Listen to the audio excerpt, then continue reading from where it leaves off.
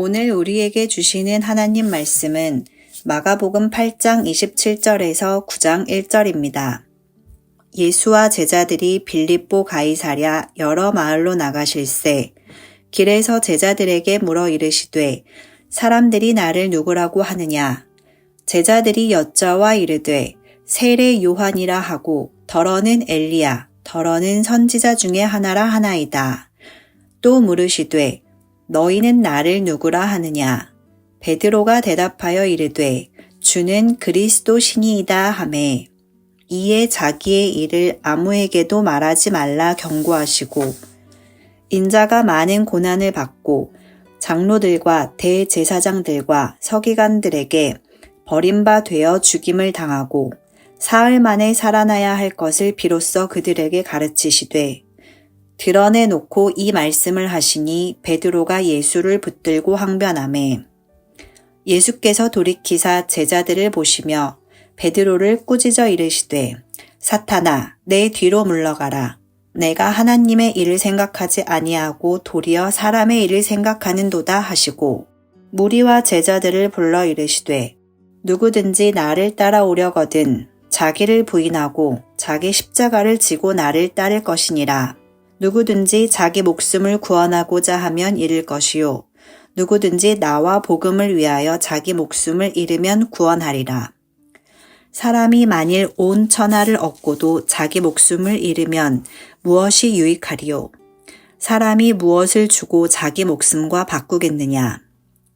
누구든지 이 음란하고 죄 많은 세대에서 나와 내 말을 부끄러워하면 인자도 아버지의 영광으로 거룩한 천사들과 함께 올 때에 그 사람들을 부끄러워하리라. 또 그들에게 이르시되 내가 진실로 너희에게 이르노니 여기 서 있는 사람 중에는 죽기 전에 하나님의 나라가 권능으로 임하는 것을 볼 자들도 있느니라 하시니라. 가이사랴 빌립보로 이동하신 예수님은 제자들에게 아주 중요한 질문을 하십니다. 바로 예수님을 어떤 분으로 인식하고 있는가입니다. 첫 번째 질문은 이렇습니다. 사람들이 나를 누구라고 하느냐? 당시 많은 회중이 예수님을 따라다녔습니다. 예수님은 유명 인사셨죠. 무엇 때문에 예수님을 따라다녔을까요? 무엇을 기대하였을까요? 사람들은 과연 예수님을 어떤 분으로 인식하고 있었을까요? 제자들은 말합니다. 세례 요한이라고 하고 더러는 엘리야, 더러는 선지자 중에 하나라 하나이다. 어떻습니까? 물론 예수님은 선지자 중에 선지자이십니다. 그러나 그것으로는 예수님에 대한 설명이 턱없이 부족합니다. 예수님의 정체에 대한 핵심적인 내용이 빠져 있죠. 예수님은 이어 두 번째 질문을 하십니다. 너희는 나를 누구라 하느냐? 예수님께서 진짜 알고 싶으셨던 것입니다. 제자들은 예수님을 어떤 분으로 인식하며 따르고 있는지를 물으셨습니다. 그때 늘 앞장서길 좋아하던 베드로가 순발력 있게 대답합니다. 주는 그리스도이니이다. 베드로가 엄청난 고백을 했습니다.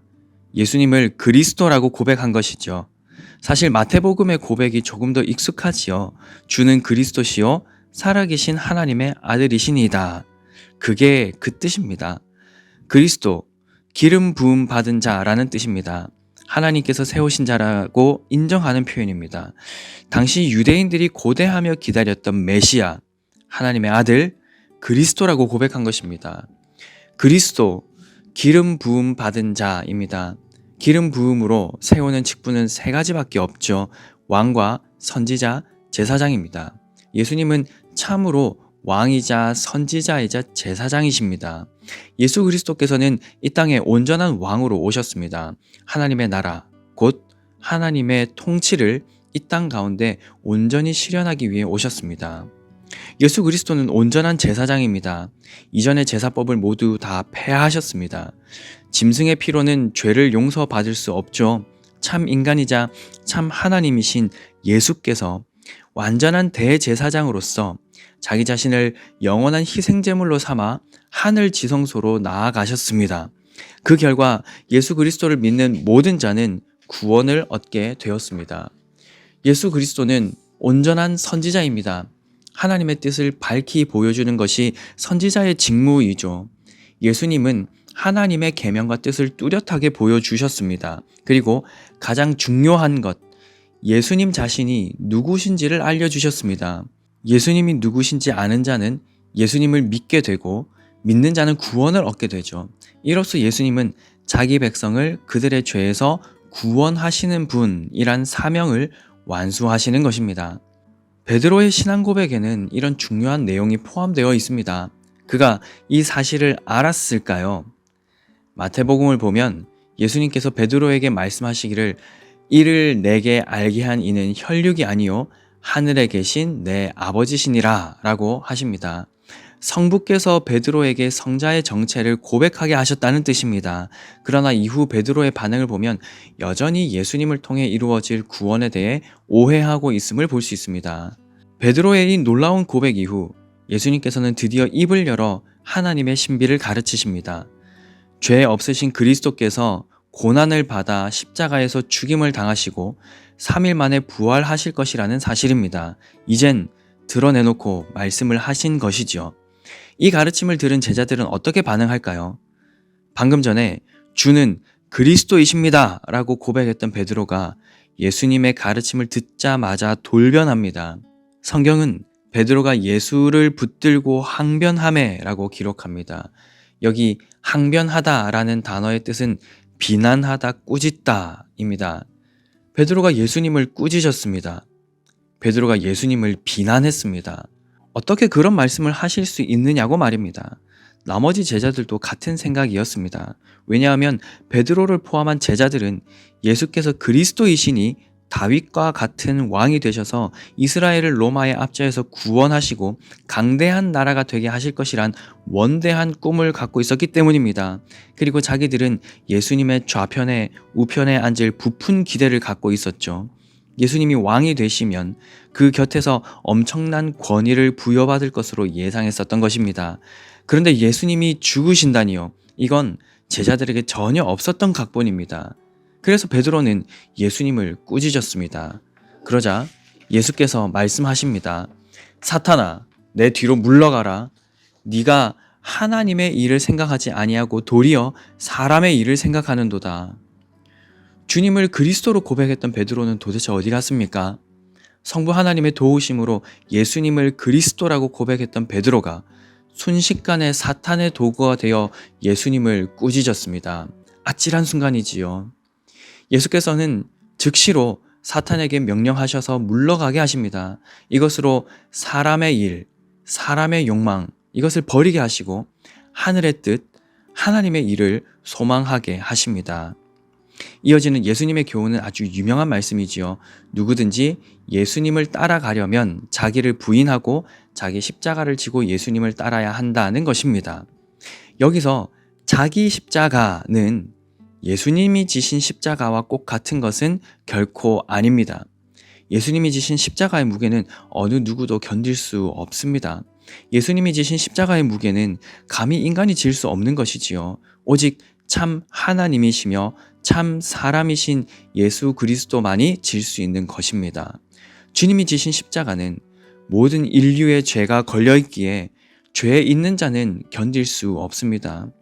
예수께서 지금 말씀하신 자기 십자가란 자기 부인과 같은 의미라고 보아야 합니다. 지금 베드로가 가지고 있는 야망, 그리고 함께한 제자들이 품은 사람의 일을 버리라는 뜻입니다.